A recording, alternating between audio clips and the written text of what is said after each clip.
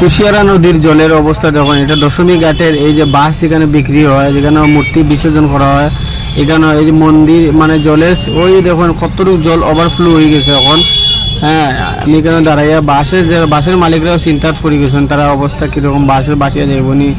এই দেখতে পাই ওদিকে বাংলাদেশ দেখা যায়, এদিকে এই যে দেখুন আমরা যে দশমী ঘাটের লেগে যেগুলো মন্দির আছে, এই মন্দিরগুলোর ভিতরেও জল ঢুকে গেছে, একদম রাস্তার কিনারেও জল আই গেছে, যে গার্ডওয়ালের লগে জল আই গেছে, অত ওভার জল হইছে মানে মানে সব মানুষও চিন্তার আছেন কিটা এখন খালি জল বাড়তেও আছে, কমার কোনো সম্ভাবনা নাই, খালি বাড়ের।